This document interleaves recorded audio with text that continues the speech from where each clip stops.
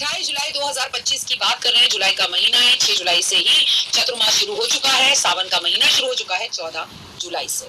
ठीक है, तो हम क्या करें ऐसा कि हमारी जिंदगी में कष्ट तकलीफें और दूर हो जाएं। नाग पंचमी पर नाग देवता कर देंगे आपका बेड़ा पार। नाग पंचमी हिंदुओं का एक पारंपरिक त्योहार है और हिंदू समुदाय में इसका महत्व बहुत ज्यादा है। यह हर साल श्रावण मास की शुक्ल पक्ष की पंचमी तिथि को मनाया जाता है। हरियाली तीज को 2 बार मनाया जाता है। नाग पंचमी के इस शुभ दिन पर पूरे भारत में लोग सांपों की पूजा करते हैं और वही सांप जो महादेव के गले में है। भक्त भगवान शिव के साथ सांपों का संबंध पाते हैं और इसलिए भगवान को हमेशा पूजा जाता है। किसके साथ? शिव के साथ सांपों को पूजा जाता है। तो इस बार नाग पंचमी का त्योहार 28 जुलाई को ही मनाया जा रहा है, लेकिन 28 जुलाई को नाग पंचमी शुरू हो रही है, लेकिन शाम को शुरू हो रही है। ऐसे में नाग पंचमी मंगलवार 29 जुलाई को मनाई जाएगी। इस दिन आप शुभ मुहूर्त के हिसाब से पूजा कर सकते हैं। नाग पंचमी का मुहूर्त जो है, नाग पंचमी के दिन पूजा की जाती है। जब भी आप नागों की पूजा करते हैं, कोशिश करें कि आप सुबह सुबह करें। जिस समय आप पूजा करें उस समय आपके जीवन में, आपके मन में धैर्य हो। नाग पंचमी 2025 पूजा की जो विधि है बहुत सिंपल है। नाग पंचमी के दिन सुबह जल्दी उठें, स्नान करें, व्रत का संकल्प करें, बाद में मंदिर जाके शिव का जल से अभिषेक करें, भगवान शिव को बेलपत्र अर्पण जरूर करें। नाग पंचमी के दिन जो है नागों के 8 रूप, यानी कि बहुत सारे रूप होते हैं, लेकिन अनंत, वासुकी, पद, महापद, तक्षक और कुलीन और कटकट और शंख की पूजा की जाती है। इसके साथ नागों के देवता दही, अक्षत, दूध, फूल, मीठा अर्पित किया जाता है और किसी जरूरतमंद ब्राह्मण को आज के दिन में दक्षिणा भी जरूर देनी चाहिए।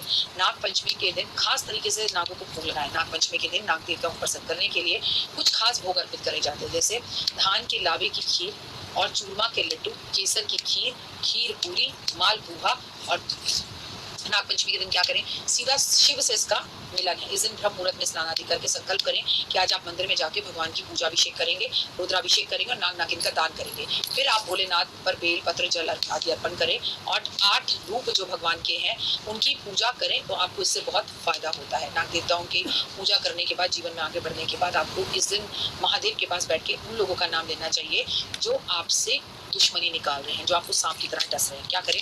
एक छोटा सा बर्तन ले लें, उसमें दूध भर लें, उसमें चांदी के नाग नागिन रखकर महादेव के चरणों में अर्पण कर दें। इस दिन आप कांसे के नाग नागिन लेकर अपने सिर पे से एंटी क्लॉकवाइज घुमाकर दुश्मन का नाग लेके आप उसे नदी में जल प्रवाह कर दें। इस दिन अगर आपके ऊपर बहुत ही केस चल रहे हैं और आपके कुछ लोग जबरदस्ती पीछे पड़े हैं और आपको जान से मारने की धमकी दे रहे हैं, तो नागों की बस्ती में जाएं, असली नाग नागिन खरीदें और कहीं दूर जंगल में जाकर, बहुत दूर जहाँ पे कोई रैत ना हो, कोई असली लोग ना रहते हों, लोग ऐसा उपाय करते हैं और वहाँ पे जो सपेरे ने नाग नागिन को कैद कर रखा है उनसे लेके उन्हें वहां छुड़वा दें और उसके बाद उसको सपेरे को पैसे देकर भेज दें। अगर ये आपको करना मुश्किल लगता है, बिल्कुल ना करें। केवल चांदी के या मिट्टी के नाग नागिन बनाकर उसे अपने सर पे एंटी क्लॉकवाइज घुमाकर और उसे भी जल प्रवाह कर सकते हैं। वो भी ना कर सके तो मंदिर में रख सकते हैं। लेकिन हाँ, नाग पंचमी वाले दिन कोशिश करें कि आप चांदी के नाग नागिन का दान तो कम से कम जरूर करें, चाहे आपको कालसर्प दोष है या नहीं है, चाहे आपके दुश्मन है या नहीं है। और भगवान के गले में जो नाग है उसके ऊपर आप विशेषकर शहद अर्पण करें उन लोगों का नाम लेकर जो आपके पीछे पड़े। नाग पंचमी पर शिव को नाराज ना करें कतई। नाग पंचमी के दिन जमीन पर हल चलाना से बचना चाहिए। आपको अपने गमलों के अंदर भी जो उनकी खुरपी होती है वो मारने से बचना चाहिए। ऐसे में सांपों को चोट लग सकती है, नुकसान पहुंचता है और शिव आपको बहुत क्रोधित हो जाते हैं आपसे। नाग पंचमी के दिन भूल कर भी सांप को नहीं मारना चाहिए। अगर आप सांप को नुकसान पहुंचाते हैं तो ये पाप है। अगर सांप कहीं भी दिखाई देता है उसे किसी को बुलवा के पकड़कर बाहर छुड़वा दीजिए। नाग पंचमी के दिन वैसे सांप के दर्शन बहुत अच्छे होते हैं। नाग पंचमी के दिन चूल्हे पर खाना बनाने के लिए तवा और लोहे की कढ़ाई का प्रयोग कई गाँवों के अंदर नहीं किया जाता। कहते हैं ऐसा करने से नाग देवता नष्ट हो जाते हैं, लेकिन ये आपके हमारे घर पर इतना एप्लीकेबल नहीं होता, ज्यादा गाँव देहातों में होता है।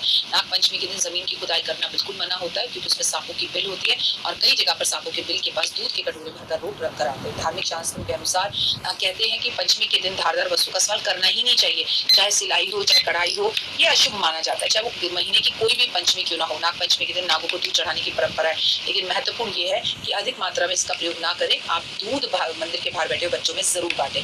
नाग पंचमी के दिन माना जाता है कि शिवलिंग पर जल अर्पण करना महादेव प्रसन्न होते हैं और चांदी के छोटे छोटे नाग नागिन ले जाकर शिव जी पर रखना, इससे भगवान बेहद पसंद होते हैं। इस दिन आपको खीर का भंडारा जरूर करना चाहिए। इस दिन जरूरतमंद लोगों के बीच में आप दूध बांट सकते हैं, दूध का भंडारा कर सकते हैं, छबील बांट सकते हैं, जिससे भगवान का विशेष आशीर्वाद आपको मिलता है। बेलपत्र के साथ साथ धतूरा भी भगवान पर अर्पित इस दिन जरूर करना चाहिए।